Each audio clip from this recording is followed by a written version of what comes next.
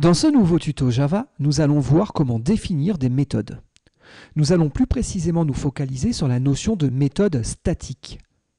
Une méthode statique est une méthode qui est rattachée à une classe et non pas à un objet. Nous parlerons de méthode d'objet et de méthode d'instance dans de futurs tutos lorsque nous aborderons la programmation orientée objet. Très bien. Donc je vous propose de reprendre notre atelier de développement. Comme vous pouvez le voir, j'ai créé un nouveau projet par rapport à tout ce qui va être relatif à la production de nos méthodes statiques et je vais rajouter ici une nouvelle classe que je vais appeler mathématiques. Alors attention, il existe déjà une classe math fournie par Java qui fournit déjà tout un certain nombre d'algos mathématiques. Il est clair que nous, on va en recoder certains d'entre eux, c'était peut-être pas forcément nécessaire, si ce n'est d'un point de vue purement pédagogique. Donc le but du jeu, c'est bien de vous présenter un certain nombre de concepts, pas forcément de refaire tout un ensemble de librairies mathématiques qui existent déjà. Très bien. Bon, notez, je rajoute aussi une méthode main, notre point d'entrée. Donc en vérité, des méthodes, ça fait déjà un petit moment qu'on en a. Dans quasiment tous les programmes que je vous ai fait coder jusqu'à présent, on avait toujours une méthode qui s'appelait main. Cette méthode a accepté un certain nombre de paramètres. Bon, dans le cas de main, il n'y en a qu'un seul. C'est un tableau de chaînes de caractères. Notez que personnellement, j'aime bien mettre des blancs ici et ici pour séparer un petit peu les choses, mais ça c'est purement conventionnel, il n'y a aucune obligation. Si vous ne les mettez pas, ça marche très bien. Et puis cette méthode main, elle avait un type de retour. Je vais revenir sur ce type de retour dans quelques instants. Et puis surtout, elle était qualifiée comme étant statique. Notez qu'il y a encore un autre mot-clé ici, public.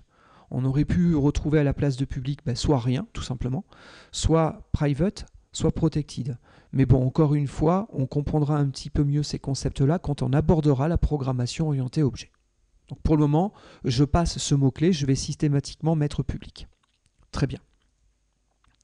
Bon, c'est vrai que Java tire son inspiration du langage C. En C, un main, c'est pas tout à fait comme ça qu'on l'aurait codé. En C, un main aurait ressemblé, parce que c'était pas exactement ça non plus, mais il aurait ressemblé à cette construction-là. Sauf que là, je ne sais pas si vous vous apercevez, on a une petite erreur de compilation. C'est-à-dire que la notion de fonction au sens strict du terme, elle n'existe pas en Java. Je ne peux pas déclarer une fonction comme ça en dehors d'un type de données. C'est pas possible. Donc, le concept le plus proche de la notion de fonction, c'est la notion de méthode statique. C'est ce qu'il y a vraiment de plus proche. Donc j'aurais été dans des tutos C, je vous aurais parlé de fonction. Là, je vous parle de méthode statique. Mais c'est grosso modo exactement la même chose. Alors il faut savoir aussi, là je vous parlais de C, mais il existe d'autres langages, par exemple Visual Basic. Je ne sais pas si certains d'entre vous ont un petit peu fait de Visual Basic ou pas, mais dans Visual Basic, vous avez deux mots-clés. Il y a le mot-clé function, qui permet de coder une fonction, l'équivalent de notre méthode statique. Et puis, il y a le mot-clé sub. Quelle est la différence entre sub et function? C'est la différence entre procédure et fonction. Elle est vraiment très légère. Une procédure se contente d'exécuter un certain nombre d'instructions, alors qu'une fonction exécute un certain nombre d'instructions, mais surtout calcule un résultat. Donc en gros, c'est juste le type de retour qui différencie la notion de procédure et de fonction. En C, c'était déjà comme ça, et donc c'est pareil en C++, c'est pareil y compris en Java. On a essayé de ne plus trop faire la distinction entre procédure et fonction. On parle de fonction au sens large. Et donc la seule différence, c'est surtout sur le type de retour qui va être à renvoyer. Ici, on a un type de retour de nature void. Void en anglais, ça veut dire vide. C'est vide en français. Donc, si je mets void, ça veut dire que je n'ai pas de type de retour. Donc cette méthode ne renvoie rien. Très bien.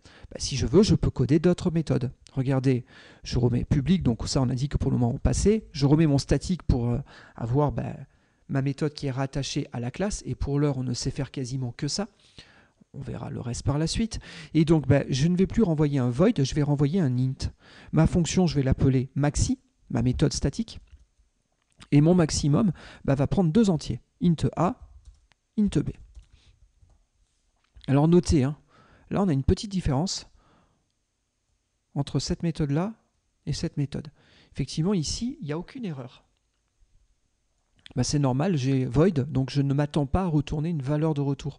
Je dois juste mettre un ensemble d'instructions. Par contre, ici, je dois renvoyer un numérique. Bah là, il me dit quoi? Il me dit, désolé, hein, mais vous avez marqué que vous deviez renvoyer un int. Dans l'état actuel des choses, Maxi ne renvoie rien. Donc, si je veux que mon erreur disparaisse, à minima, je pourrais faire par exemple ça. Alors attention, bien entendu, on doit être compatible avec le type de retour. Hein. Si jamais on attend un entier, il ne faut pas que je renvoie une chaîne de caractères, ça ne se passera pas bien. Hein. Un string n'est pas un entier. Cannot convert from string to int. Très bien, donc moi je veux un entier, bah, vous voyez mon erreur disparaît. Parfait, donc return, ça permet de renvoyer la valeur de retour de la méthode que vous êtes en train de coder. Alors en vérité, ici j'aurais pu avoir un return.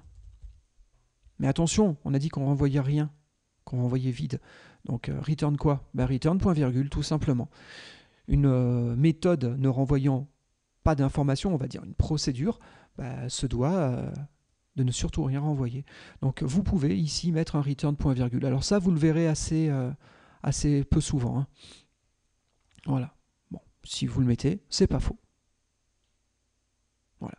Donc là, on a une méthode statique. Là, j'ai une autre méthode statique. Alors, il faut savoir, hein, la librairie Java, on fournit déjà des tonnes de méthodes statiques. Par exemple, system.currentImely, par exemple, on l'avait utilisé dans un précédent tuto. Ça permet de faire quoi? Ça permet de renvoyer le temps écoulé en millisecondes.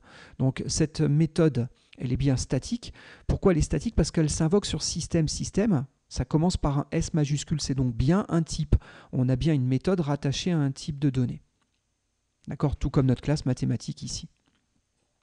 Et donc cette méthode ne prend aucun paramètre et renvoie un long. Il y en a d'autres, hein, par exemple exit. Exit, ça permet de mettre fin à votre programme en renvoyant un code d'erreur. Par exemple, ici, je peux faire un exit 0. Encore une fois, hein, cette méthode est invoquée sur système. Bon, conventionnellement parlant, hein, si on renvoie 0, c'est que le programme se termine correctement. Si on renvoie une valeur différente de 0, normalement, c'est censé être un cas d'erreur. De manière assez classique, hein, si on a un code de retour de 1, c'est associé à un certain type de problème qui est certainement documenté quelque part. Un code de retour 2, c'est associé à un autre problème, pourquoi pas. Et puis souvent, si on renvoie -1, c'est erreur non déterminée. Le programme il vient de se planter, mais on ne donne pas trop d'indications sur pourquoi on vient de planter. Bon, ici, pourquoi pas, je serais en train de dire que je sors avec un code correct. Bon, attention, hein, faire un système.exit de 0 ou un return comme ça en sortant du main, hein, ça revient au même. Hein. D'accord? Le return là dit je sors correctement. Si vous voulez planter votre programme, il faut faire un système.exit avec une valeur différente de 0. Bon, c'était juste pour vous montrer. On a déjà un certain nombre de méthodes statiques à différents endroits.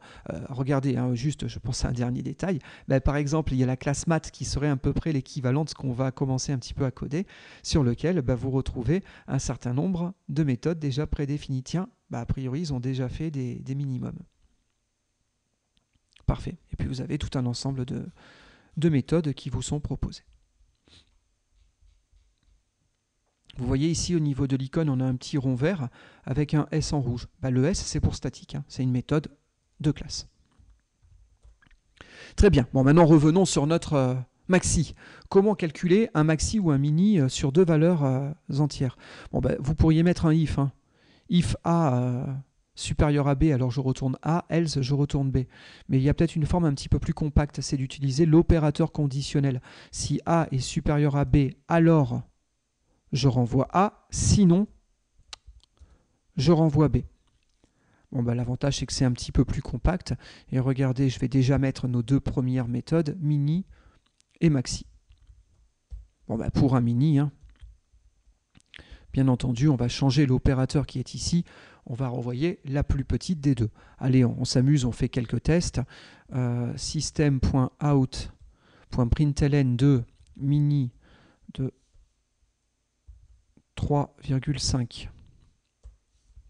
Alors notez, là je suis dans une chaîne de caractères, là c'est un affichage que je suis en train de faire, d'accord?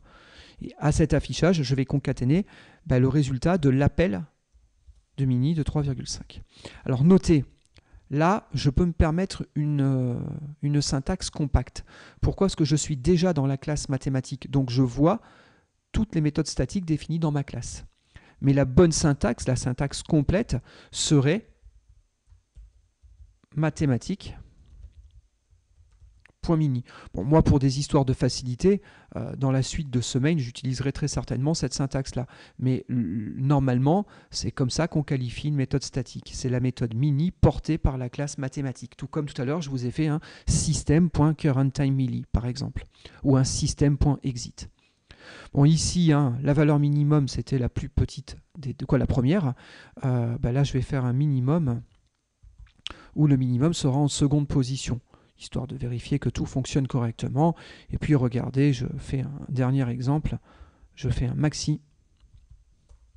Et donc espérons que le maximum de 3 et de 5, que ce soit bien 5. On vérifie. Et donc regardez, minimum de 3 et de 5 c'est 3, parfait. Minimum de 11 et de 5 c'est 5. Tout va correctement. Maximum de 3 et de 5 c'est 5. Donc ça semble fonctionner parfaitement. Allez, du coup, je vous propose une autre méthode un petit peu plus complexe. On va faire un public, statique bien entendu, int, et là je vais faire un power, avec un int a et un int b. On va faire un calcul de puissance. Non, allez, je vais changer mes noms de paramètres ici. Là, je vais mettre value, et là, je vais mettre po. Voilà. Alors, notez, ces trois méthodes-là ont très exactement la même signature. Qu'est-ce que c'est que la signature ou le prototype? On parle de signature ou de prototype. La signature, c'est la connaissance du type de retour et des types et du nombre de paramètres qui sont passés. Là, dans les trois cas, on a bien systématiquement deux paramètres. Ils sont tous de type int et ça renvoie à chaque fois un int. C'est vrai que comme ça, ces méthodes se ressemblent. Bon, pour autant, ce n'est pas les mêmes. Les algorithmes vont être quand même fondamentalement différents. Et notamment pour le power, il n'a rien à voir avec un mini ou un maxi.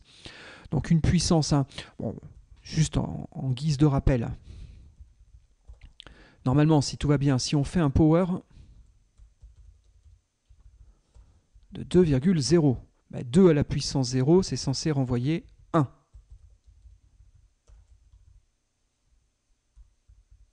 tout cas, c'est mathématiquement défini ainsi. Donc normalement, c'est censé renvoyer 1.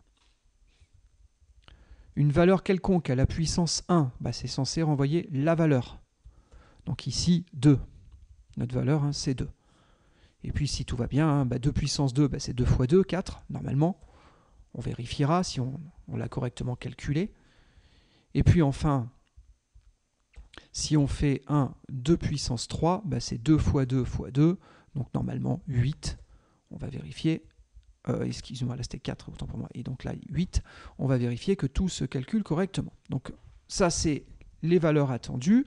Maintenant, il faut bien entendu calculer notre power. Donc assez classiquement, on commence par définir une variable que souvent on appelle accumulateur. Alors il n'y a pas d'obligation, mais en algorithmique, un accumulateur, c'est quelque chose dont on va se servir au niveau d'une boucle pour accumuler des résultats temporaires. Je vais initialement commencer à 1. À partir de là, je vais faire une boucle. Regardez, je fais CTRL espace et je vais utiliser cet assistant. Alors ok, je n'ai pas besoin d'utiliser de tableau, mais je vais changer ici le calcul de la borne maximale en mettant que c'est la puissance à laquelle je veux monter. Et regardez, au niveau de l'accumulateur, à chaque fois, je vais dire que c'est lui-même fois la value considérée. Donc normalement, si on fait un 2 à la puissance 0, on devrait faire 0 tour de boucle. Donc l'accumulateur, ce sera combien? Ce sera la valeur qu'on lui avait donnée lors de son initialisation. Donc c'est 1. Très bien. Si on fait un 2 puissance 1, on va faire un tour de boucle. Donc 1 fois 2, 2. Impeccable. Et puis après, fois 2, 4, fois 2 encore 8, et ainsi de suite. Donc ça semble être pas mal comme algorithme. On vérifie que tout fonctionne bien. Et regardez, on a bien les valeurs attendues pour nos puissances. Parfait, donc ça, c'est une méthode power qui renvoie donc une valeur élevée à la puissance spécifiée.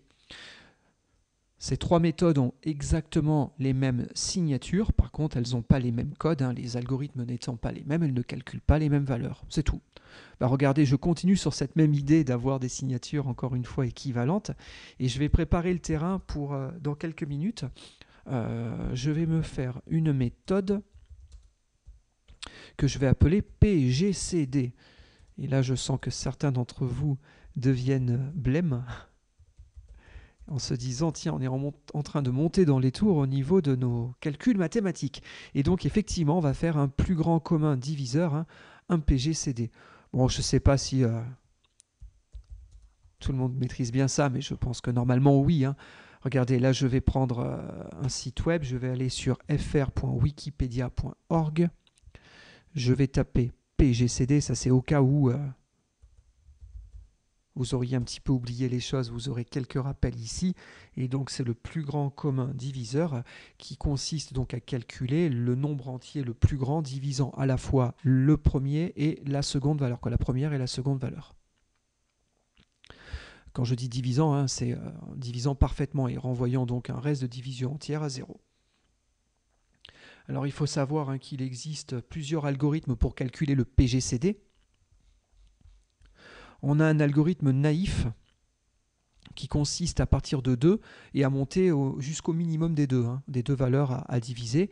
Et à chaque fois que il divise parfaitement la première et la deuxième valeur, du coup on mémorise ce diviseur commun hein, et on le stocke dans un accumulateur encore une fois aussi. Ça marche bien, mais ce n'est pas l'algorithme le plus efficace. L'algorithme le plus efficace, c'est l'algorithme d'Euclide. Ça doit rappeler pas mal de choses à certains d'entre vous. Et donc, je vais passer les détails. On n'est pas là pour faire des maths, hein, on est là pour faire du Java, je vous rassure. Mais ici, vous avez en gros l'algorithme qui nous intéresse. Bon, notez que normalement, on passe 2 entiers, A et B. Bon, moi, je vais les appeler first et second. Ce qu'il faut, c'est que le premier soit supérieur au deuxième. Et donc l'algorithme dit quoi? Dit qu'on va récupérer le reste de la division entière de A par B. Si le reste est 0, ça veut dire que B divise parfaitement A. Donc du coup, des deux, le diviseur commun, c'est qui? C'est B indirectement. Sinon, ce qu'on fait, si c'est différent de 0, hein, ça veut dire que A va prendre la valeur de B et B va prendre le reste de cette division entière. Et du coup, on va tourner comme ça au niveau d'une boucle hein, jusqu'à tomber à un reste à 0. Bon, en termes de code Java, ça se traduit comment? Ça se traduit comme ça. Alors souvent, il y a une boucle ici. Hein, tant que seconde est différent de 0. Alors on avait dit, hein, normalement, c'est le reste de la division entière. Mais regardez, ce que je vais faire, c'est que je vais faire int reste égale first modulo seconde. Impeccable. Donc là, j'ai mon reste de division entière. Et du coup, je ne cherche pas à comprendre. Hein. Je fais un first égale seconde. Et seconde égale reste. Et du coup, on va re-rentrer dans le while. Et là, seconde, il a récupéré le reste. Donc si on est à 0, on sort. Hein. Et donc du coup, si on sort, on renvoie qui? On renvoie first. Pourquoi? Parce que first a reçu l'ancienne valeur de seconde. Donc il a reçu le diviseur. Donc c'est la forme la plus compacte hein, qu'on puisse utiliser en Java. Bon, maintenant la question c'est est-ce que notre calcul de PGCD fonctionne correctement? Regardez, je vais faire un petit test. Voilà, et donc on va calculer le PGCD de 3 fois 7 fois 11 fois 13. Ça, c'est ma valeur de gauche. Ma valeur de droite, je vais enlever le 13 et à la place, je vais mettre un 2 ici. Alors, notez que j'ai pris soin ici de mettre la valeur maximale sur la gauche. Et donc, ce qu'on voit, c'est que de toute façon, notre diviseur commun, c'est 3 fois 7 fois 11. Ici, j'ai pris des nombres premiers. Hein. Donc c'est 3 fois 7 fois 11 qui se retrouvent dans les deux parties. Je n'ai pas mis la valeur finale pour que justement on puisse facilement déterminer la chose. Donc 7 fois 11, 77 fois 3. D'accord, on va vérifier. Je récupère cette partie-là. Voilà. Et tant qu'on y est, ça c'est juste par curiosité, 2 fois 3 fois 7, voilà, comme ça, il n'y aura pas de doute. Vous n'aurez pas besoin de prendre de calculatrice. Et donc, non, excusez-moi, j'ai fait n'importe quoi. C'est 3 fois 7 fois 11 qu'il me faut. Je ne sais pas ce que j'ai tapé. Voilà, 3 fois 7 fois 11. Et donc, je relance la chose. Et donc, le diviseur commun, c'est bien 3 fois 7 fois 11. Parfait. Donc notre fonction PGCD semble correctement fonctionner. Bon, donc ça c'était quelques premières méthodes statiques. Allez, je vais complexifier un tout petit peu mon programme, alors pas beaucoup, mais un tout petit peu, pour vous montrer qu'on peut avoir d'autres choses que des entiers, des flottants ou des chaînes de caractères. Là, on avait des signatures assez basiques. Regardez, je vais rajouter ici une classe. Je vais appeler ma classe Rational. Alors, on n'est pas encore en train de faire de la véritable programmation orientée objet. Donc, pour le moment, ce que je vais taper, c'est ultra basique. Et certainement que la manière de procéder dans ce programme n'est pas la plus sérieuse. On recodera une classe Rational sérieuse dans quelques tutos. D'accord? Mais pour le moment, on va dire, allez, on a un int numérateur et un int dénominator. Très bien. Donc ça, c'est un rationnel. C'est une fraction, si vous préférez. Par exemple, 3 huitièmes, 11 septièmes, ou ce genre de choses-là. Regardez. Ici, je vais faire un rational, R, et je vais dire que c'est un new rational. Très bien. Je vais initialiser mon rational. Alors, vous avez vu, ici, cette classe, en vérité, elle agrège deux données ensemble. Ce sont deux données de type int. Un numérateur, un dénominateur. Bon, rappelez-vous simplement que mathématiquement parlant, je ne suis pas censé avoir de dénominateur à nul. Bon, on fera simple, on va garantir cette chose-là. Mais ici, je vais faire r.numerator égale, alors je réfléchis,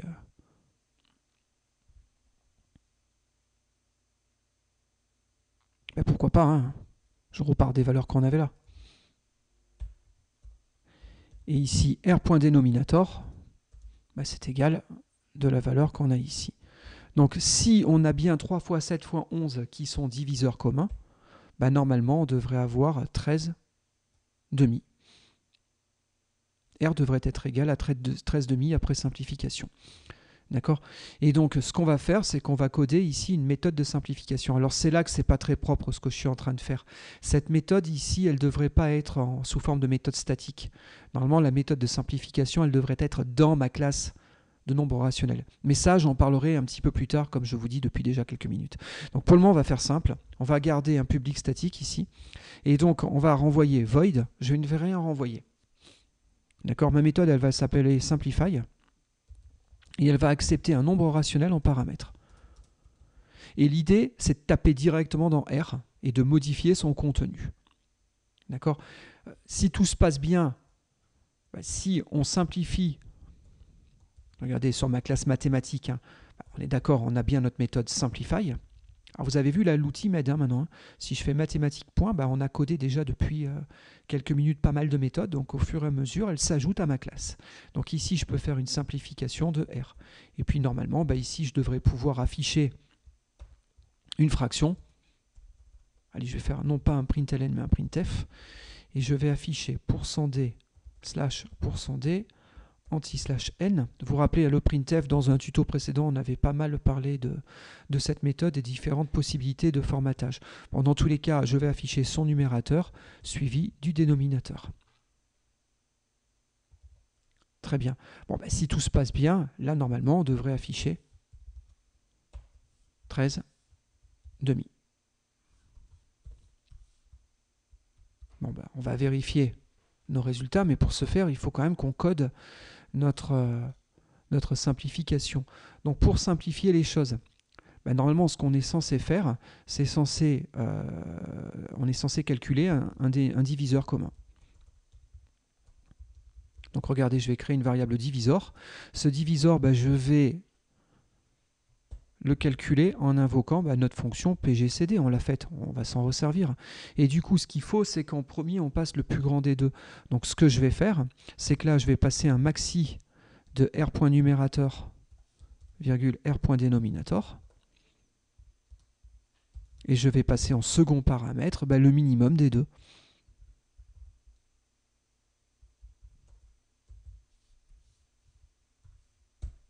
Donc ça, c'est censé calculer notre diviseur commun. Donc du coup, après, je suis capable de dire que R.numerator divisé égale avec le divisor. Et dans le même ordre d'idée, on est capable de diviser le dénominateur avec notre diviseur commun. Normalement, au terme de cette méthode, normalement, notre objet aura dû être simplifié. Alors il faut comprendre une petite chose. Quand on passe comme ça un objet en paramètre d'une méthode, en vérité, techniquement, en mémoire, c'est un pointeur qui est passé. C'est une référence, pour être plus précis, mais c'est une référence vers l'objet. Donc, il n'y a pas de copie de l'objet au niveau de la pile d'exécution. Donc, si je modifie R, c'est bien l'original que je suis en train de modifier. Donc, normalement, si j'ai raison, en sortie, d'accord, on devrait bien avoir notre rationnel qui a été modifié, qui a été simplifié. On va le vérifier, hein. Et donc, regardez, effectivement, on a bien notre 13,5. Donc ici, il n'y a pas eu de copie de rationnel sur la pile. Je dis ça pour si des personnes parmi vous viennent du langage C. Parce que ça, écrit tel quel en C, on fait une copie de notre rationnel. Donc ce qu'on simplifierait ici, ce ne serait pas la donnée d'origine, ce serait la copie. Donc en sortie, on n'aurait constaté aucune modification. Mais là, il est déguisé. C'est comme ça, hein, c'est du Java, mais on a un pointeur qui est caché dans un coin, hein, et qui, en vérité, est passé sur la pile d'exécution. Donc on accède bien au seul et unique objet d'origine qu'on a instancié à ce niveau-là. C'est lui qu'on est en train de modifier. D'accord ? Et donc ici, on est bien en train de calculer un résultat. Mais comme on a passé ici un pointeur, le résultat, c'est la zone pointée. C'est elle qu'on modifie et qui contiendra en sortie de Simplify les données espérées. Très bien. Donc là, on a réussi à faire notre simplification. Donc parfait pour ça. Et puis pour clore ce tuto, je voulais revenir sur un dernier mot-clé. Regardez, ici, je peux rajouter un mot-clé qui s'appelle final. Je peux faire pareil, pourquoi pas ici. Final dit quoi? Final dit je ne suis plus capable de modifier A. A, durant l'exécution de cette méthode, sera considéré comme étant constant si vous préférez. Regardez, là je fais A++. Il me dit quoi? Il me dit non, je suis désolé. La variable locale A, elle ne peut pas être assignée parce qu'elle a été marquée comme étant final. Si j'enlève le final, je peux la changer. Là, il n'y a plus d'erreur. Mais tant que je laisse le final à ce niveau-là, je dis je n'ai plus l'autorisation de modifier cette variable. Très bien. Donc là, pourquoi pas, ça marche. Ce qu'on aurait pu faire ici, aussi, tant qu'on y est, c'était de mettre des finals à différents niveaux. Mais pourquoi pas aussi sur la value et la puissance. Regardez, si là, on vérifie, j'ai sauvegardé mon fichier, il n'y a plus la petite astérix, donc il est bien sauvegardé. Du coup, il n'y a aucune erreur de compilation. Par contre, la question, c'est est-ce que je peux mettre un final à ce niveau-là? Non, parce que dans ce code-là, ce qu'on s'amusait à faire, c'était à réutiliser les variables, les paramètres de la fonction, et on les faisait varier durant l'exécution. Donc, comme on fait varier les paramètres, le final à ce niveau-là, je n'y ai plus droit. Si je le fais, je m'interdis de coder l'algorithme de cette manière-là. D'accord? Donc ça, c'est à vous de décider si vous voulez ou non finaliser vos paramètres. Par contre, comprenez bien une chose, quand on est en type primitif, il n'y a pas de copie. Donc même si je ne mets pas le final, de toute façon, en sortie, les données d'origine n'auraient pas été altérées dans tous les cas. Là, le PGCD, regardez, je refais un PGCD un petit peu différemment. Je vais faire int first égale ça, à savoir la valeur du premier paramètre.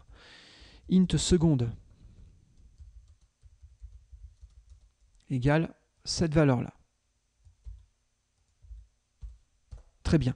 Du coup, je suis capable de refaire la même chose, sauf que là, au lieu d'utiliser ces calculs, je vais directement mettre le contenu de ma variable first et le contenu de ma variable seconde. Et en sortie de ça, ce que je vais faire, c'est afficher first, un petit séparateur, plus seconde. Pourquoi je veux faire ce test-là? Parce qu'on pourrait se poser des questions. On est en train de dire ici, on fait varier first et seconde. Or, first et seconde, ce sont les paramètres que je passe ici, hein, qui sont ici branchés sur ces variables locales. Est-ce qu'en sortie, ces variables locales ont été modifiées? Regardez, on vérifie. Et donc, on a bien réussi à calculer notre PGCD, C231. Dans tous les cas, ici et ici, il n'y a pas de problème. Hein. Ils n'ont pas été modifiés. Pourquoi? Parce que les types primitifs, quand ils sont passés en paramètres d'une fonction, ils sont passés par copie. Contrairement aux objets, où là, on est passé par référence. Il y a une sacrée nuance à ce niveau-là. Et ça, c'est pas modifiable. Vous ne pouvez pas le contrôler, vous ne pouvez pas changer ce comportement-là. Un entier est forcément passé par copie, un objet est forcément passé par référence. Très bien. Donc même si je ne mettais pas ici mes finals, je vous garantis que dans des programmes de ce type-là, les variables d'origine ne sont pas modifiées. D'accord? Mais par contre, on s'interdit de les faire varier dans le corps de la méthode. Bon, du coup, ce final, je peux encore le mettre à un autre endroit. C'est ici. Et là, la question, c'est qu'est-ce que ça fait que de mettre un final sur R? Contrairement à ce qu'on pourrait penser, ce n'est pas le contenu de R qui est verrouillé. Pour preuve, hein, ici, R, je suis bien en train de le modifier. Et là, on sait que cette fois-ci, que c'est une référence. Hein. Donc, je sais que c'est bien l'objet qui est là, hein, qui est manipulé par notre méthode. D'accord? Le fait d'avoir mis le final ici ne bloque pas le contenu de R et on peut le valider. Hein, ça compile parfaitement. Ok, je n'ai pas enregistré, mais regardez, je fais un save. Hein, et donc, tout compile correctement. Donc, du coup, le final ici, il sert à quoi? Le final ici, il sert à bloquer le pointeur. C'est-à-dire que je ne peux plus faire R égale New Rational, par exemple. Ça, c'est plus légal. D'accord? Pourquoi? Parce que R a été finalisé, il ne peut donc plus être modifié. C'est le pointeur qui est final, pas la zone pointée. Bon, ça, c'est un petit peu subtil. D'autant que ceux qui viennent de C hein, ont l'habitude, quand ils mettent ici un const, parce qu'on n'a pas de final en C, on a le mot-clé const. Mais quand on met un mot-clé const sur un pointeur, c'est bien la zone pointée qui est constante. Pas ici. Ici, c'est un petit peu l'inverse de C. Ce qui est constant, c'est le pointeur et non pas la zone pointée. Donc faites attention à ça. Hein. Et au passage, c'est pour ça qu'ils ont changé le mot-clé. Hein. C'est pour ça qu'il s'appelle plus const, mais final, parce que y avait quand même un petit changement dans la signification. Donc du coup, on ne voulait pas trop déranger ceux qui avaient un lourd historique en C. Donc attention à ce petit point de détail. Bon, ici, le fait de bloquer R comme étant une référence final, un pointeur final, fait que je ne peux plus modifier R. Durant l'exécution de cette méthode, R, ce sera toujours l'objet passé en paramètre. Et rien d'autre, je ne peux pas le rompre à un quelconque moment. Je ne peux même plus faire de R égale nul. D'accord? Parce que si c'est un pointeur, ça veut dire que je peux le passer à nul, hein, n'oublions pas. Regardez, j'enlève le final à ce niveau-là. Là, maintenant, mon R égale nul compile parfaitement. Bon, du coup, hein, n'hésitez pas à finaliser ce que vous pourriez juger comme étant utile à finaliser hein, pour garantir qu'on risque le minimum possible hein, de casser le code, vos algorithmes au niveau de ce que vous pourriez taper. Voilà. Bon, voilà qui clôt ce petit tuto. Alors pour autant qu'on soit clair, hein, j'en ai pas fini avec cette histoire de méthode et de méthode statique. Donc on va se retrouver très rapidement sur le prochain tuto. Et dans le prochain tuto, ce que je voudrais vous montrer, c'est comment on fait des fonctions, un nombre variable d'arguments. Effectivement, tout à l'heure, j'ai utilisé ici un printf. Mais ce printf, il prend combien d'arguments? Il prend le format. Mais après, le nombre de paramètres que je vais passer ici seront dépendants du nombre de pourcents qui est ici. Donc on ne sait pas à l'avance, le printf, combien de paramètres il prend. Et donc la question qu'on est en droit de se poser, c'est comment printf a été défini et comment ça marche ces méthodes à nombre variable d'arguments. Bon, c'est l'objectif hein, de notre prochain tuto. Parfait. Bon, à partir de là, j'espère que ce tuto vous a plu. Hein. Comme je le propose à chaque fois, si vous a plu, n'hésitez pas à me mettre un j'aime et à éventuellement le repartager. N'oubliez pas non plus, vous retrouvez tous nos tutos sur notre site web, hein, donc cours.fr. Hein. Au niveau de la section Java, vous retrouverez les tutos Java et vous n'avez plus qu'à cliquer au niveau de cet élément-là. Et donc vous retrouvez tous les tutos précédents ici, hein, ainsi que le workspace sur lequel je travaille. Hein. Si vous voulez récupérer les exemples de code que je viens de vous proposer, ils sont normalement disponibles à ce niveau-là. Voilà, donc il ne me reste plus qu'à vous souhaiter des bonnes manipulations Java, et puis je vous dis à très vite pour le prochain tuto. Merci de votre attention.